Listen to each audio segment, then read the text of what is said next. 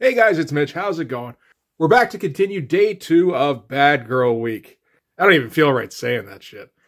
But we're going to take a look at Glory number 0 today. So just before we get into it, if you enjoy the channel, if you feel like you want to be a bigger part of it, what you can do is, in the description, there's a link to my Patreon. If you subscribe there, that'll give you access to everything I do, from the Blood Force stuff to the YouTube videos before they get uploaded to YouTube, as well as some Patreon exclusive content. So, Glory number 0. This is kind of the... I was going to say ugly duckling. That's not quite right. This is sort of the odd man out on this particular collection that I've got, that I'm running through this week. So the 4 titles I've picked, well, the other 3 are Witchblade number 1, Fathom number 1, and Aphrodite 9. Those are all obvious bad girl books, particularly from Image. And then after that, I needed to come up with something else. Lady Death would have been an obvious choice, but I mean, you can't get one of those early issues, again, unless you're willing to shell out like 20, 30 bucks. And like, no, I'm not. I mean, another one would have been Vampirella. Again, same kind of thing. I'm just not even interested. So, I was looking around for alternatives. Touched briefly on Evangeline, then saw what the artwork was like, and I'm like, fuck that. It might have been an idea just to go through and, I don't know, like cackle at it, but... no, I'm not buying a book just to laugh at it unless it's by Merritt Michaels. So eventually touched on Glory, and the reason that I picked this one was because I realized that I had a decent thing going on with artists this week, actually, with a couple of Mike Turner books and Aphrodite 9 by David Finch, and realized this one was done by Mike Deodato. I mean, it's pretty early in his career, so he's, I think, still working out a couple of wrinkles in his style, but... I mean, you know, Mike Deodato's a quality artist, and I'm always interested in seeing what some of these artists look like when they're first starting out. I don't think this is quite starting out, but it's kind of close. And the reason we went with number 0 is because I'm still getting used to the fact that I need reading glasses. So when I'm drawing or well, reading. So yeah, didn't have them on when I was ordering. Thought I was getting number 1. Was incorrect. This is more of an origin issue, so maybe that's okay. We can look through it regardless. So Glory, of course, is Rob Liefeld's Wonder Woman ripoff.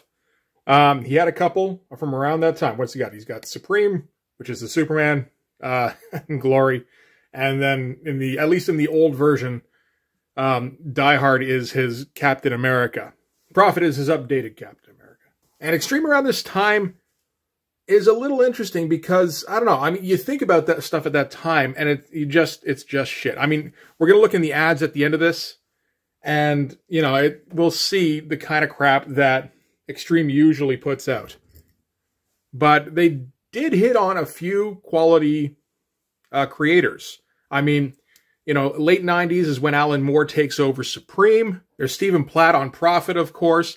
He's able to lure a couple of old Marvel writers over. Marv Wolfman writes Brigade for a little while for some reason. Joe Duffy writes this one. And Keith Giffen did Bloodstrike for a few issues. And of course, we've got Mike Deodato. So it's not like Extreme was devoid of talent in the mid-90s. And I think the answer is probably pretty obvious, is because Rob paid. And I mean, you know, at least it's a somewhat more judicious use of funds than just overpaying Merritt to draw Brigade. So let's get into this. This is going to be, as I said, an origin story. We're going to start off with a wraparound cover. Not too bad. You know, it's not Platt levels or anything. It's kind of representative of the content in the book, which is nice in itself, to be honest. There's no bait and switch here.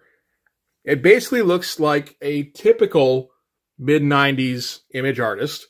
So somebody like Joe Bennett, or, you know, just any one of the number of Extreme artists that, you know, kind of pop up for a little while and go, ew, no, go away.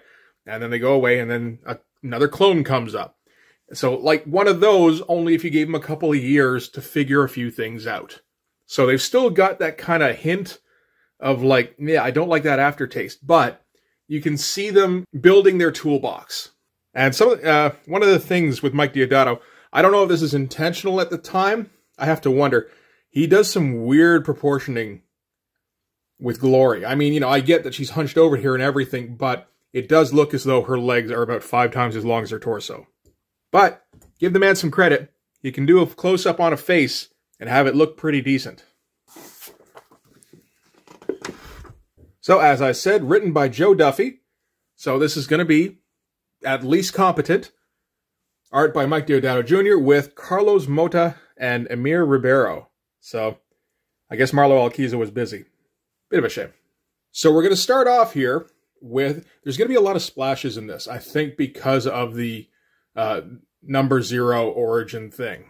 So Glory basically teleports into her homeland dimension, which is the Isle of Paradise, and it feels like there's a little bit leached off of Sandman in this a bit, in that this is kind of a mythical plane populated by mythical creatures that is accessible to humans for short periods, and then they have to go back to reality. So this is the kind of place where someone would go when they're dreaming, or when they're on, drugs, or, I don't know, maybe if they're reaching a higher plane of consciousness, that sort of thing. And not the worst splash to start off with. Again, the proportioning is extremely funky, but I'm half convinced that that's on purpose. But, doesn't look bad. It looks like an appropriate splash. So, Glory comes to in the Isle of Paradise, home of the Amazonians, which is now empty of Amazonian life, which I assume gets explained in the comic. Well, they do touch on it here, but maybe they go into more detail there. I don't know. This is part of the problem of not ordering issue 1, and instead ordering an origin story for a character I don't know anything about. You'd think that it would be giving you the information you need, but they don't, not really. So while it is devoid of Amazonian life, other mythical creatures have kind of moved in, or they're treated more like visitors at this time. And yes, the background work here is okay. It's like just enough. It's a little skimpy, but nothing looks bad. The panels themselves featuring Glory, it feels almost like I can get the idea of what he was trying for better than how he actually realized it. But, the basic storytelling seems fine, as far as I can see here. So these are like fire nixies or something like that. Fire demons. And this is a water sprite of some kind. And again, you see that ridiculous proportioning going on. And maybe part of that is just the size of the paper he's drawing on. Assuming that he's using 2 separate pieces of paper, he might be. Again, it's not a terrible double-page splash. We don't get really much in the way of action in this. It's mostly flashback. And one thing we won't get a ton of, really, is cheesecake shots, which makes me think I maybe picked the wrong book. I was kind of hoping for something along the right lines, and it didn't turn out to be. Maybe I should have gone with Evangeline after all. There'll be a lot of exploitative crap in there.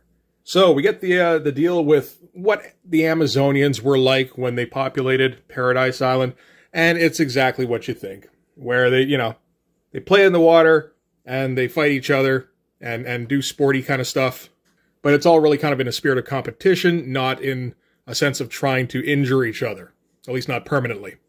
And these are decent enough montages. This one's a little jumbled. This one's better with the different groups and, but, in the foreground here, and then the giant, that's the queen there in the background. Yeah, this one's a little bit more of a mess, although I like the bottom panel here. I think the thing I have the biggest problem with is this caption box thing they're doing with the Uzi, because it's the sprite talking, I guess, right? But it doesn't look good. So Paradise Island would occasionally get invaded by Spartans, I suppose, Greeks, warlike men, that sort of thing. And were repulsed easily, at first kind of seen as just sort of a distraction, then dealt with more harshly, and sent kind of with their tail between their legs. But it does seem to have exposed the Amazonians to the world of men, and they would kind of venture into it more often, and visit with artists, playwrights, that sort of thing, and act as muses in that sense. And the exposition here is very meandering, and it doesn't really linger. A lot of ellipses. So, and even as Lady Demeter is the queen of the Amazonians, and her maidens have sported with the poets of earth, bringing discipline and grace to the savage. The spirits of men with their wishes and their lusts and their dreams have always called out to the elemental spirits of the underworld. So they attracted more demonic presences. And when Lord Silverfall and his demons are drawn to mortality's dreams, Then humankind's poets are haunted by nightmares of horror, destruction, and death. So he's a little bit Morpheus, but, well, I guess more like Marvel's Nightmare, essentially. And we get what feels like a bit of a pointless page with a hippie tripping in Paradise Island and then being driven out by, I don't know, cat elemental, something like that. But just to show that humans can access the island via different methods. And this, again, doesn't really seem to be relevant in this context. So while Amazons and demons have, you know, used humanity as playthings, the Lord of the Inferno and the wet and fiery spirits who have served him work more directly for their destruction. It's like, okay, so I assume that's more of a prime adversary for Glory. Again, doesn't have anything to do with this particular story, but I think we're trying to cover a lot of bases here. And from what I can tell here, again, it's very vague. Amazonians would sometimes swoop in and save humans from the Lord of the Inferno so that they could, you know, they wouldn't lose their playthings kind of thing. So that included the Amazonians and whatever his name was, fucking Silvermist or Silverfall. That was it. Since they both had a common goal in trying to keep humanity alive, naturally, Silverfall and Demeter fall in love, and that's like angel and demon shit, basically. And the fruits of that union come forth as Glory, represented here as Baby B. Arthur. So did not look at reference for how to draw a baby in that case. Okay, gotcha. And it feels like Mike Deodato starts to lose focus a little bit, because like the Amazonians start looking significantly worse. This is a terrible drawing of this dude, which makes me wonder if maybe it was a backup guy. It could have been, because Deodato's been pretty good up until this point. I think it's probably safe to say, actually, thinking about it.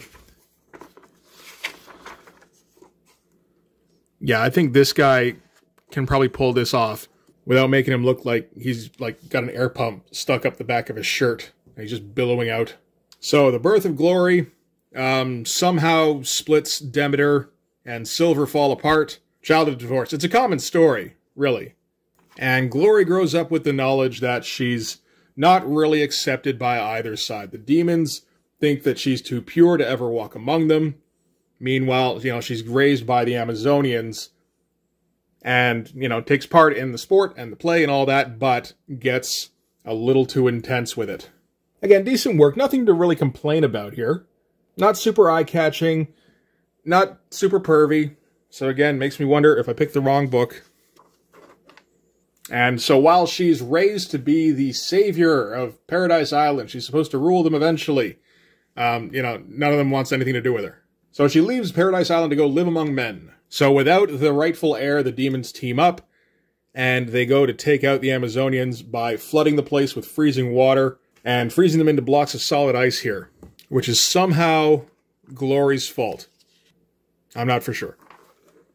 And then at the end of this tale, the Nyx just kind of jumps at Glory, stabs her in the stomach, so we get one decent action shot at least. Again, like her thigh is longer than her torso. Decent enough shot, though. And then blah, blah, blah, blah, blah, unless they want to answer to Glory.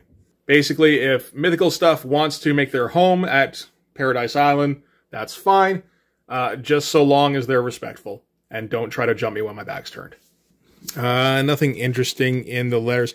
I feel like we learned better than to put in critical letters, unfortunately. I did enjoy that in Supreme number 1. Alright, so we're going to see what Extreme Studios has to offer in 1996. This is just before Rob Liefeld and Jim Lee go back to Marvel to do the Heroes Reborn shit. Just to kind of put it in perspective. So we've got Cyberpunks by Rob Liefeld and Ching Lao. Not a name I'm familiar with. And judging by the art, I can see why.